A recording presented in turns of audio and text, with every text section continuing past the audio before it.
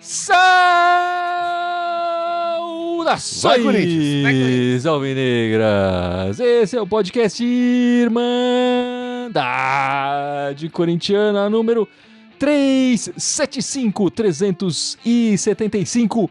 Dessa vez com vitória, né, Ana? Você que tava lá, inclusive. Pé quente, Ana. Eu normalmente não sou muito pé quente, mas dessa vez eu fui, né? Fui lá. Normalmente eu não sou muito pé quente, né? Eu tava lá no dia que começou a nossa tragédia, que foi aquele contra o Argentino Júnior, que foi a demissão do Lázaro, e começou toda a degringolação do Corinthians. Então, mas hoje eu falei, vamos lá, que eu acho que vai ganhar. Até falei, tinha falado que ia ser 2-0, e foi isso mesmo. O Corinthians mudou o técnico, nova vida agora, e agora rumo à vitória. Como diz o nosso presidente, se deixar a gente chegar... E eu já vou aproveitar aqui pra já cunhar o apelido. É o Tonhão da Massa, porra. Exato. É o Tonhão da Massa. Boa, Gibson. Tonhão da Massa, demais. Boa, Gibson. Boa. Ele pelo menos deu duas boas notícias. Primeiro que o Corinthians ganhou, e depois da entrevista coletiva ele falou que a sogra dele tá bem, de saúde. Tava no estádio, inclusive. Ele mandou beijos pra sogra no final. Que beleza. Então, temos só boas notícias hoje.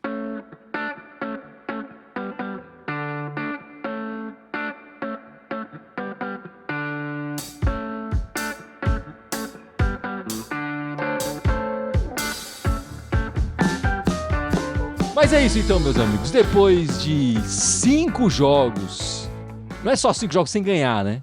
Porque podia ter empatado, mas nem isso conseguiu. 5 derrotas consecutivas. O Coringão ganhou e foi com o Tonhão na massa aí, que nem o Gibson já cunhou aí. Chegou e foi bidou ali com faltando 4 segundos para não conseguir nem estar em campo, mas enfim, tava lá no banco. Já deu alguma diferença ali com o Mano Menezes, mas ainda é muito pouco, claro, enfim. O que eu vi em campo foi muito mais doação dos jogadores do que uma mudança tática do Tonhão da Massa aí.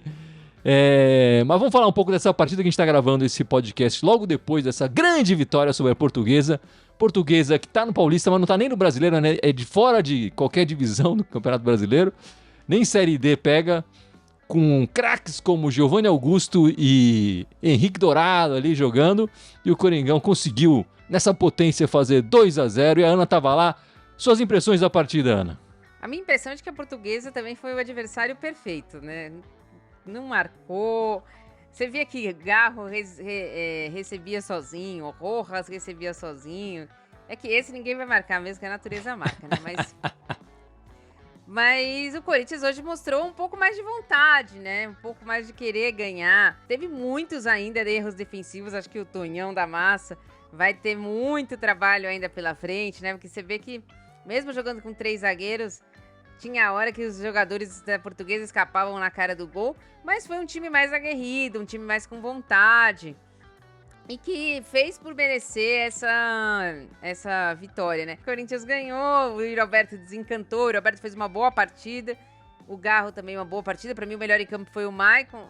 E assim, eu acho que o Rojas realmente a gente tinha que se livrar dele. Olha, uma coisa que chamou bastante atenção depois do jogo, eu vou começar do final pro começo, né? Que nem o Amnésia do Christopher Nolan. Quando eu fui computar as notas lá da Irmandade pra publicar, a primeira coisa que chamou atenção nas notas, que se você olhar nas últimas partidas, é que assim, nossa defesa geralmente tinha umas notas razoáveis, meio de campo não existia. E ataque, assim. E o meio de campo foi o que mudou dessa vez. As notas de meio de campo foram muito melhores. Então a chavinha que mudou pra mim desse jogo, porque eu percebi diferença desse jogo hoje, foi que o meio de campo ocupou o espaço, me propôs o jogo, se doou mais, como diz o Gui, né? Mas assim, não é o esquema tático. O esquema tático a gente vai ver daqui a pouco, né? Ele até propôs, enfim, uma formação diferente com 3 zagueiros, né? Que era 4 zagueiros, ou às vezes parecia 2 zagueiros e o outro lado de lateral, enfim, um esquema meio híbrido ali. Mas eu acho que com o tempo, enfim, ele vai achar um jeito mais legal de montar o time e o time vai absorver essa ideia de jogo dele. Tem que levar em conta, sem dar o desconto, claro, que hoje é um adversário mais fraco. Mas dito isso, a gente era um adversário fraco também, porque a gente tava 5 jogos sendo derrotado, cara. Tava lá na zona de rebaixamento do Paulista. Saímos agora, não estamos longe, mas deu uma aliviada, deu um respirinho, né? Mas, ou seja, a gente também não podia, não tá podendo chegar e falar, português é um lixo. Não, cara, a gente tá um lixo, né? A gente tá precisando começar a jogar bola, né? E hoje eu achei que, apesar de ser contra um adversário fraco, o time se portou de uma maneira diferente, né? O Wesley jogou pra caramba hoje, fez uma baita partida também. Tem que esperar, enfim, a gente tava com o Romero com cartão, não pôde jogar hoje. Vamos ver como vai ser as opções do Tonhão da Massa, já aproveitando o apelido cunhado aqui já, né? Do Tonhão da Massa para as próximas partidas. Mas, assim, foi um jogo para deixar a gente esperançoso de que alguma coisa vai mudar no time. Seja por bem ou por mal. Mesmo porque ele tem uma cara, assim, eu fiquei com essa impressão, desde da chegada dele no aeroporto, enfim, né? Ele tem uma cara meio de brigão, assim. É um cara que, bicho, ele não leva essa folha pra casa, não, assim. Mas ele ali no campus, vê que ele tá o tempo inteiro, o bicho atrás dos caras. Não, faz... Cara, tá precisando disso no time. Tá precisando de alguém que não só faça a parte tática, mas alguém que pegue no pé dos caras. Não deixe os caras se acomodarem em campo, né? Então eu espero que ele faça isso e muito mais, inclusive com o Rojas, que tá precisando de um choque de realidade. Fico feliz pela estreia do novo técnico com vitória, com um espírito diferente no time, mas queremos ver mais jogos. Enfim, a gente vai ter agora um jogo mais tranquilo no meio da semana, no fim de semana que vem temos um jogo pesado pela frente. Daí a gente vai descobrir realmente, né, aonde que o Tonhão da Massa tá mexendo no time. Se tá mexendo pra valer. Cara, foi um bom jogo, porque a gente precisava ganhar e ganhou. Ponto. Vitória necessária, depois de 5 partidas com derrotas, né? São 15 pontos jogados fora. E não só jogados fora, mas com um futebol fraquíssimo. E hoje o Corinthians mereceu ganhar. O Corinthians foi o melhor time em campo. Eu acho que o principal fator que o Tonhão da Massa trouxe aí, né, Gibson? É essa energia, essa vontade, o que a gente começou a ver em campo que não vinha voltando nas outras partidas, né? Desde a primeira entrevista dele, da primeira coletiva de apresentação, agora depois do primeiro jogo, ele frisa muito isso. Não pode faltar essa vontade, tem que se jogar em campo mesmo, com muita vontade, com muita garra. Desde a primeira entrevista ele frisa muito isso, e eu acho que ele tá trazendo um pouco dessa energia pro Corinthians. Espero ver mais coisas dele, mais mudanças táticas aí dele. Na coletiva ele também falou que era um quarto zagueiro, eram 4 zagueiros, que não foi 3 zagueiros, mas é que ele segura mais o lado esquerdo e solta mais o lado direito do Fagner, pro Fagner atacar mais, que em nenhum momento foi 3 zagueiros. Ele falou isso na coletiva, certo? Em alguns momentos a gente até via lá 3, mas tá falando isso na coletiva. Tonhão da Massa, vamos lá. Antônio Oliveira chegou apresentado, nasceu em 82, Gibson, estamos ficando velho, em Lisboa. Foi zagueiro, jogou de zagueiro no Benfica B, em clubes menores, mas ele desde o início sabia que queria ser treinador e começou o curso de educação física ainda como jogador. Quer dizer, não esperou terminar a carreira, ela já com 20 e poucos anos entrou no curso, queria ser treinador. Foi auxiliar do pai dele, que é treinador, especialmente no Irã e no Kuwait, em países lá árabes, e veio para o Brasil com o Gesualdo Ferreira, né, do treinador português, quando veio ele treinar o Santos, né? O Gesualdo foi mandado embora, enfim, não ficou tanto tempo assim no Santos. O Tonhão da Massa ficou aqui, né? Treinou o Atlético Paranaense, voltou para Portugal, Benfica B, Cuiabá, saiu do Cuiabá, foi para o Curitiba, enfim, depois, agora novamente o Cuiabá e o Corinthians. Os trabalhos mais interessantes dele aqui no Brasil, enfim, não sei como é que ele foi lá no Benfica B, mas também não deve ter sido nada demais, foi justamente no Cuiabá, né? A ironia tá aí que o Mano falou do Cuiabá e a gente tem aí o treinador do Cuiabá e um dos principais jogadores. Exatamente isso, que o Mano foi abrir a boca. E um dos principais jogadores do Corinthians hoje, no elenco atual, enfim, é o Ranieri, que era do Cuiabá, né? Uma curiosidade que fica com ele é que ele saiu do Curitiba e do Atlético Paranaense depois de ser eliminado pelo Cascavel. Nos 2 clubes ele foi eliminado pelo Cascavel no Campeonato Paranaense. Então, se por acaso a gente for enfrentar o Cascavel em alguma partida, a gente precisa ficar esperto, porque é o time que morde o Tonhão da Massa aí, ele tem dificuldades. A gente falou, mano, no episódio especial da saída do Mano, e lá, quando a gente gravou na segunda-feira, não tinha treinador, né? Não tinha, até se especulou a chegada do Antônio Oliveira, mas a gente não tinha essa certeza. Foi confirmado logo depois, enfim. O que você achou? Você, no que a gente gravou extra ali da saída do Mano, não gostava muito do Antônio Oliveira. O que você achou da escolha no final das contas? Falar assim, você viu os jogos do Cuiabá o ano passado? Até vi os jogos do Cuiabá contra o Corinthians, né? Lembra que ele falou que o Cássio enrolava e tal? Mas não conheço muito o estilo desse treinador. Pra mim, é uma saída mais ou menos inteligente, porque é um treinador com uma visão europeia, né? Mas que conhecia o futebol brasileiro, teria uma adaptação mais rápida, o número de jogos, a várias competições, porque já estava aqui há algum tempo. E é bom dizer também que, enfim, ele mesmo falou isso na coletiva Brasileira, ele tem mais de 100 jogos jogados no Brasil, né? Como treinador e tal. Então, ele tem experiência no Campeonato Brasileiro, só ilustrando o que a Ana acabou de falar aí. Agora, o que estava se falando muito é que queria uma modificação grande. E na minha cabeça, para barrar certos jogadores que a torcida estava pedindo, né? Eu acho que ele não seria um nome ideal, ele não tem estofo. Por mais que você fale, ele tem 100 jogos, ele fez uma boa campanha no Cuiabá, ele fez uma campanha interessante no Atlético Paranaense, que depois o time chegou a finais, né? Mas ele não tem um estofo para ser um treinador, por exemplo, que vá barrar Fagner, Cássio, que era o que a torcida estava pedindo. Mas, assim, agora ele tá aí, eu acho que pode ser uma opção interessante, espero que dê certo, né? Não gostaria que a gente tivesse outro fracasso com o treinador. Eu até brinquei na volta que toda vez que um treinador português estreia no Carnaval, o Corinthians vai bem, né? Vai até que razoavelmente bem. Foi assim com o Trairão, espero que seja assim com o Tonhão. Não é um treinador que vá mudar muito o estilo do Corinthians. Quem ele tirou? Ele tirou o Hugo. Como é que ele vai fazer quando vier o Romero? Vai jogar o Yuri Alberto ou vai jogar o Wesley, que também jogou bem, né?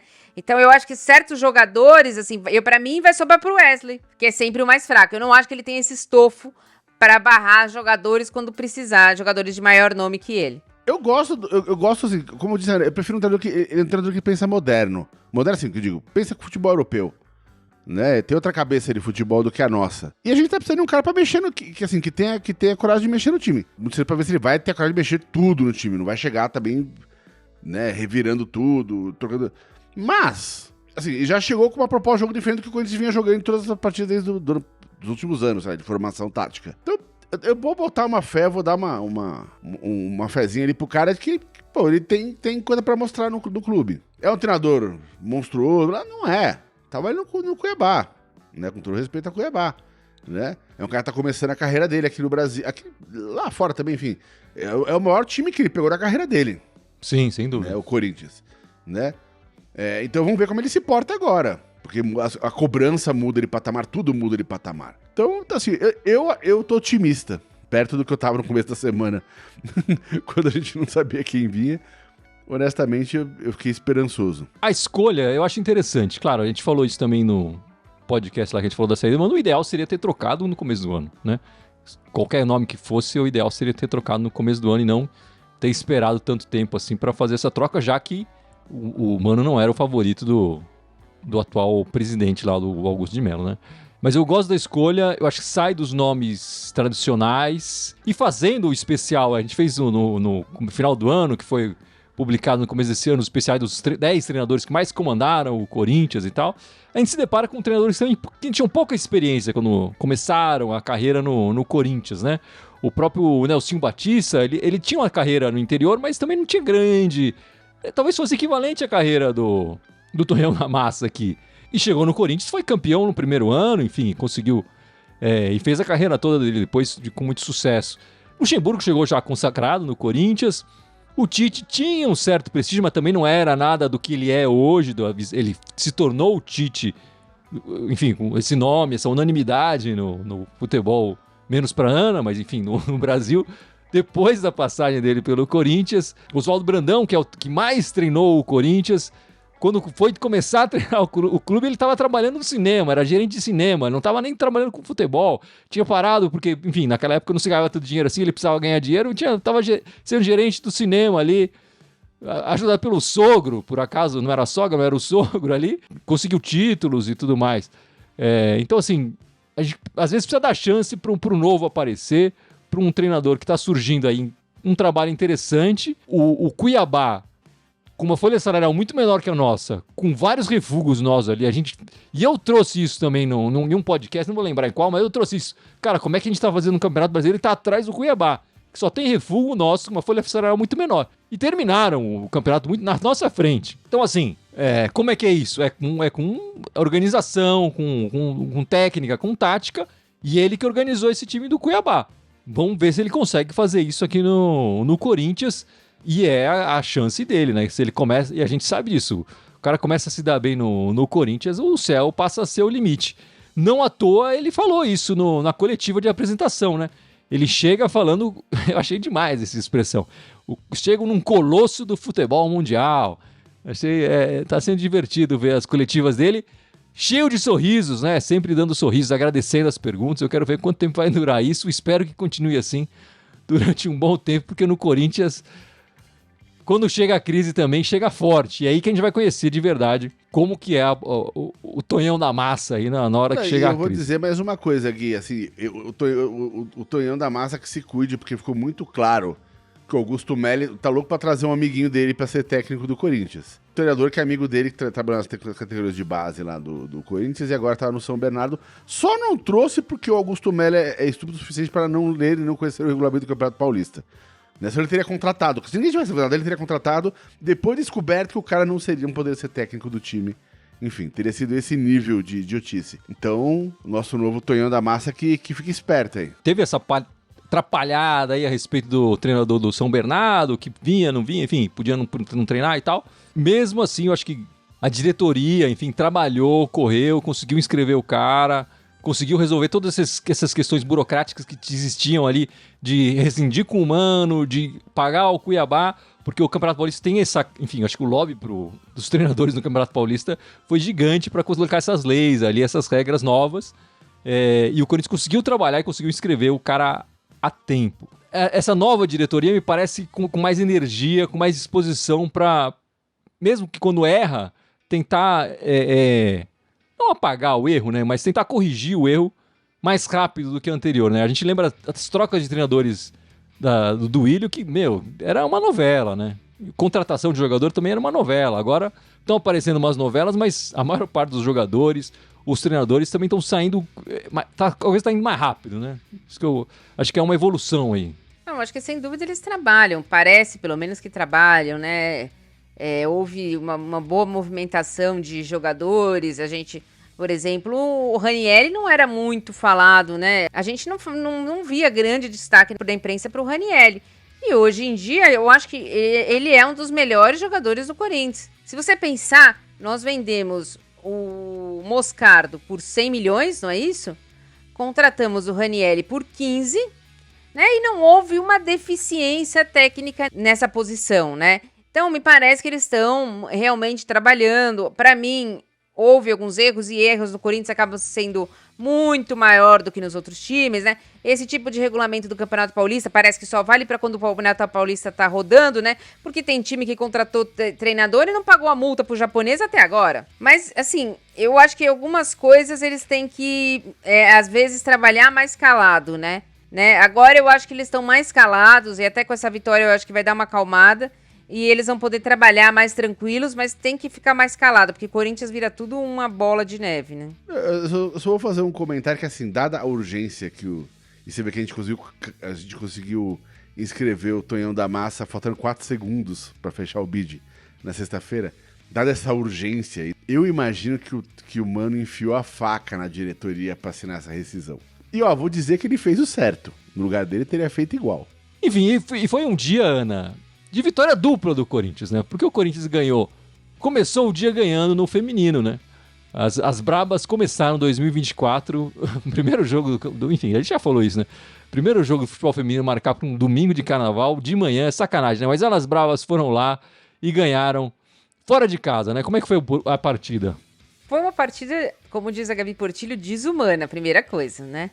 Não pelo estádio do Gramado, que muitas vezes a gente tem aqui falar, mas o Internacional mandou o seu jogo no seu estádio principal, que é o Beira-Rio, mas estava 35, 40 graus, 10h30 da manhã, e fica muito difícil, não para o Corinthians, mas para os dois times desenvolver o melhor futebol, sendo que é o primeiro jogo dessas duas equipes, né?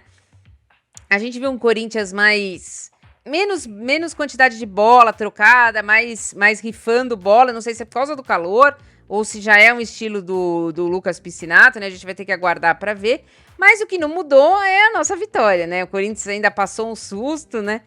Começou na frente, tomou a virada, a gente já pensou, porra, esse ano não vai dar nada certo. Mas aí as bravas foram lá e viraram de novo, e depois do segundo tempo o jogo ficou mais calmo, né? Teve menos chances, tanto o Inter quanto o Corinthians, e o Corinthians no finalzinho matou com 4-2, né? Quem fez os gols do Corinthians foi Jaque, Milene, Portilho e Jennifer no finalzinho. Foi um jogo abaixo do que nós estamos acostumados a ver, mas devido às condições, o ideal foi a vitória. Esse campeonato é só mata, né?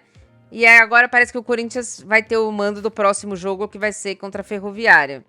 Contra a Ferroviária, em São Paulo, então deve ser o jogo. Tá a se confirmar se vai ser mesmo na Neoquímica Arena.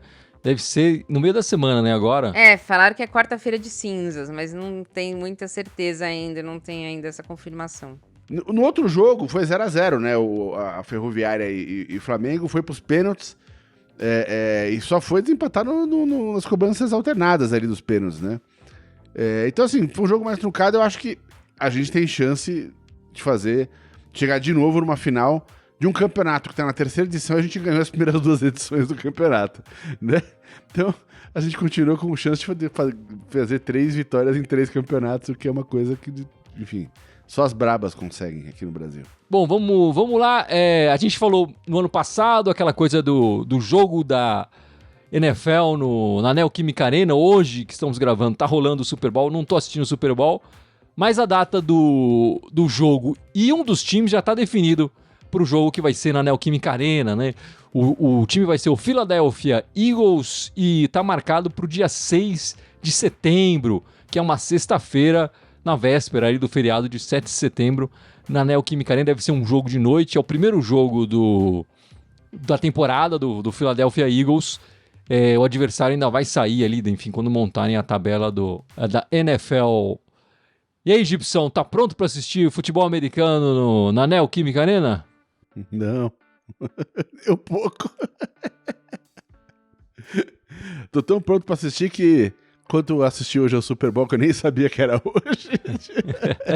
Eu tô nesse nível de prontidão pra ir ver o jogo lá.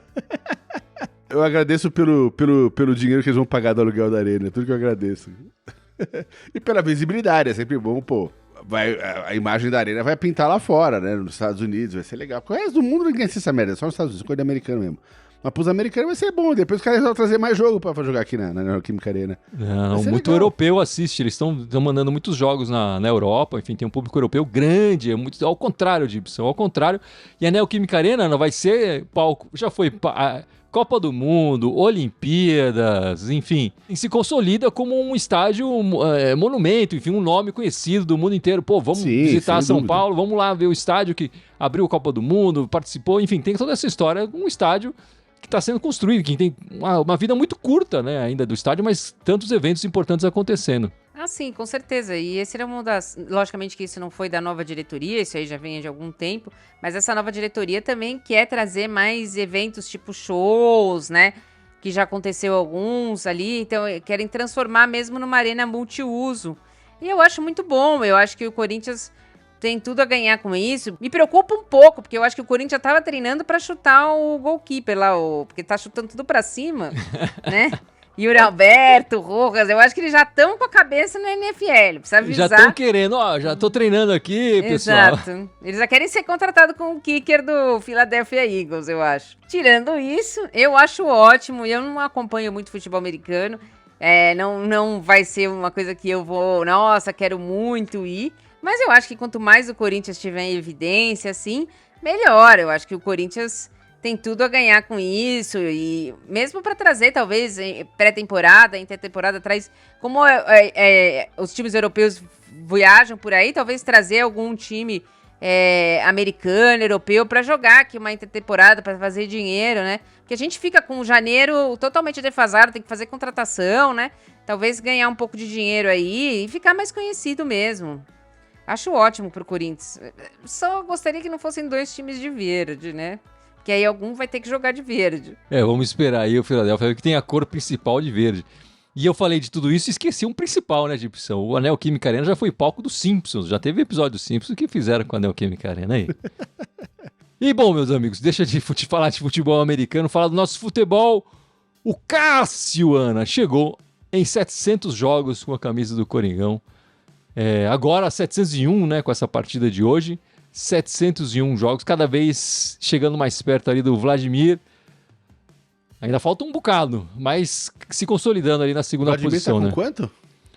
800 e... Eu preciso procurar aqui, Gibson. Mas demais, né? O Cassião fazendo história aí. Sim, para mim o maior goleiro da história do Corinthians. O Corinthians já teve grandes goleiros, mas para mim o Cássio é o maior, né, de todos os tempos.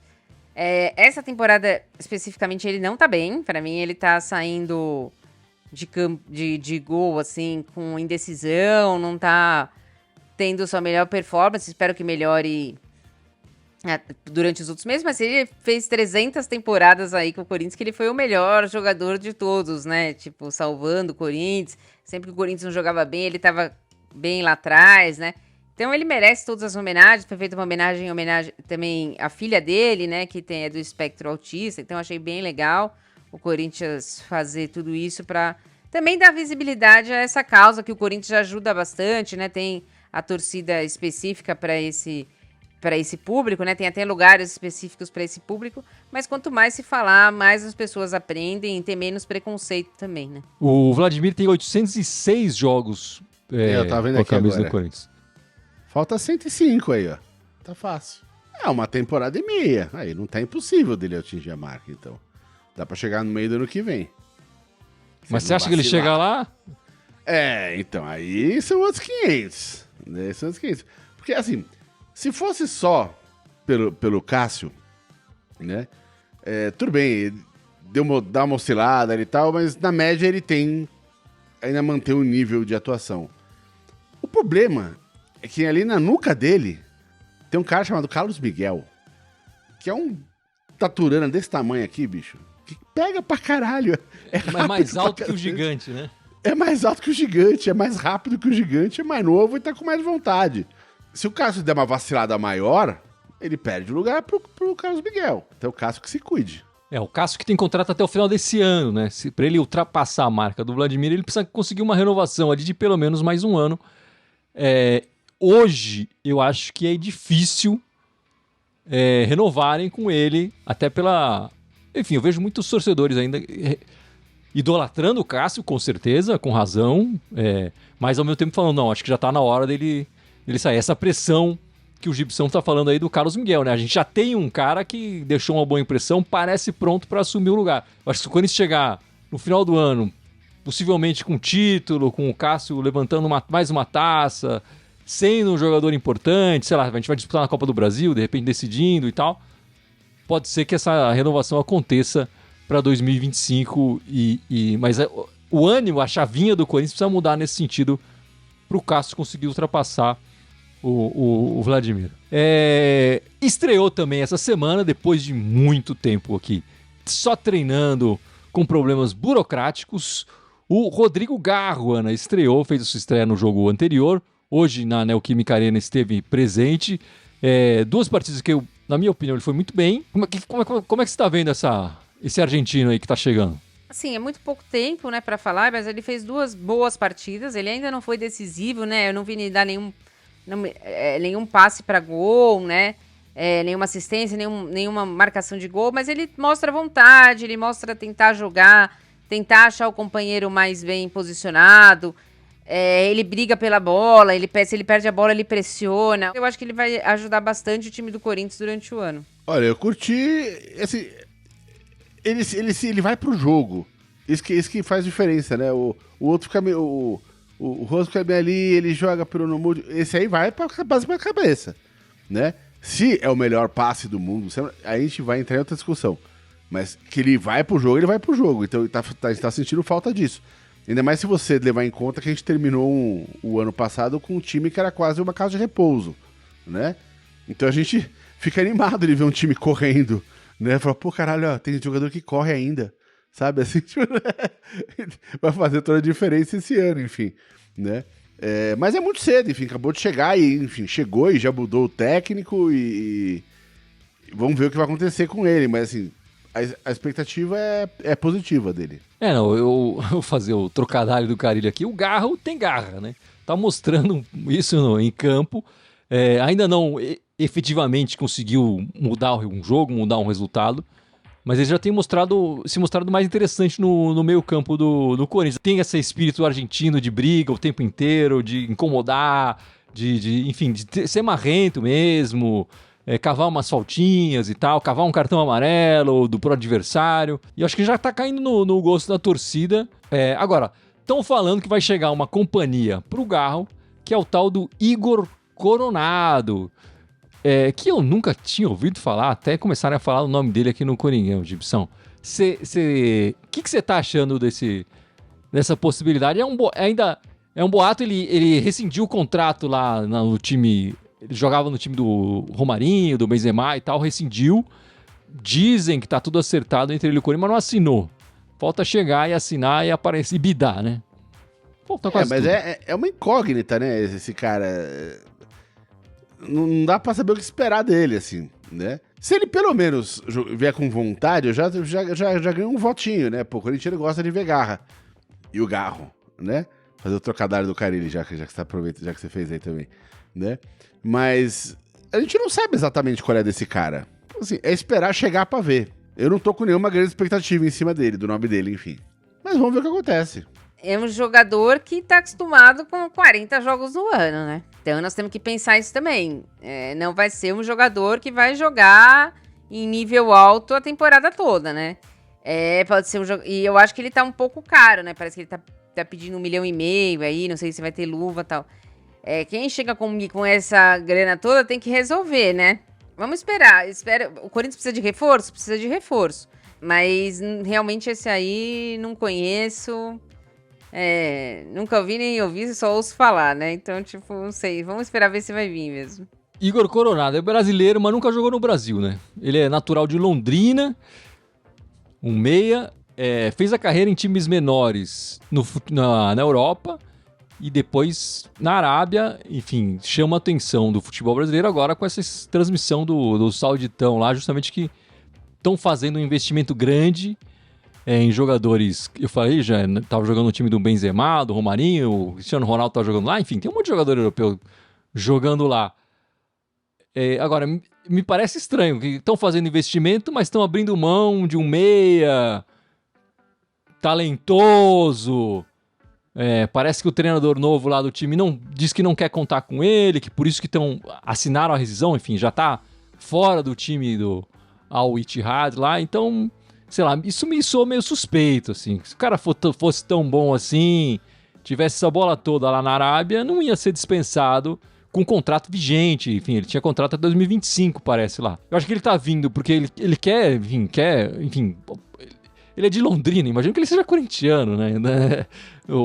Aquela região do Paraná ali tem muito corintiano, então acho que ele tá querendo realizar o sonho dele da infância. E a gente já teve jogadores aqui que também na infância eram corintianos e não deram muito certo, né?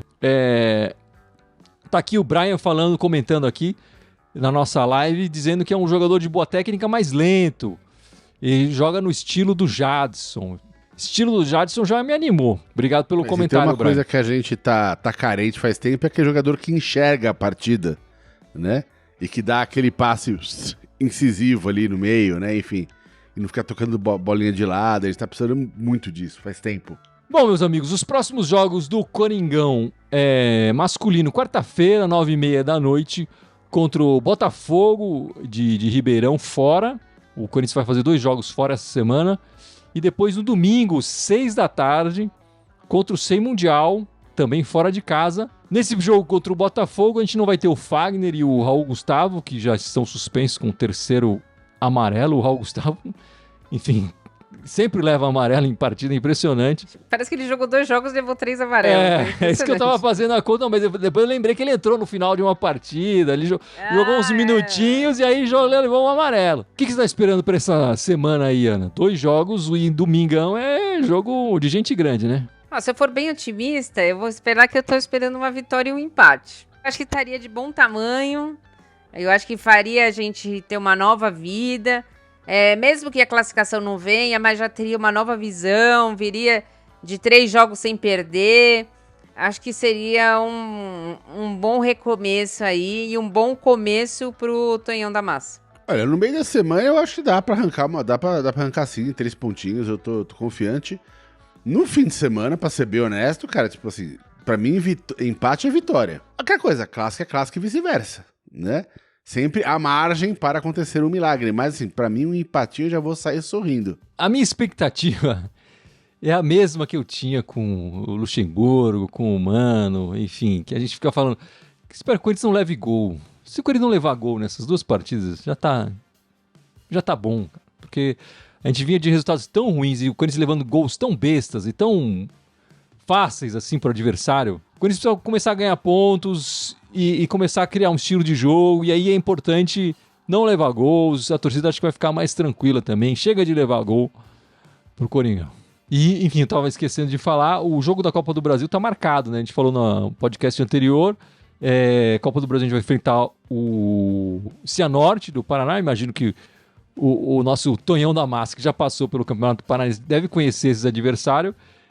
Na Copa do Brasil, o jogo está marcado para o dia 22, que é uma quinta-feira, 8 da noite, fora de casa, né? Enfim, o Corinthians vai ter que jogar lá no Paraná. Esse jogo, a gente vai falar um pouco mais na semana que vem, que é o jogo exatamente depois do derby. Mas esse é um jogo que o seu mantra vale, né? Se não tomar gol, passa. Ah, sim, só passa porque o empate é nosso aí também. Exato. O mano não é nosso, mas o empate é nosso.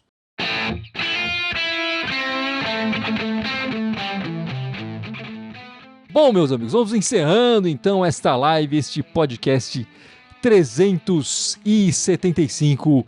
E o Gibson vai lembrar as nossas redes sociais, certo, meu amigo? Bora lá, estamos ao vivo aqui no YouTube e no Twitter, ou X, como você quiser chamar.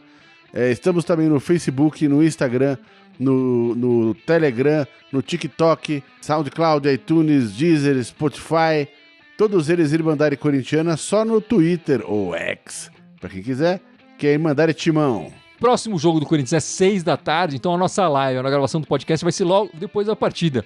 Vai ser 8h20, 8h15, por ali a gente vai fazer a nossa live na semana que vem, né, Ana? Sim, estaremos aqui semana que vem. Se Deus quiser, tão contentes como hoje, né? Se tudo for bem, com um título, né? Que já é o final da Supercopa Feminina do domingo. Tem isso também. E com um resultado bom, tanto no meio de semana quanto no final de semana. E, enfim, as meninas ainda precisam ganhar o jogo no meio da semana, né? Sim, pra chegar mas na final. elas é mais fácil, né?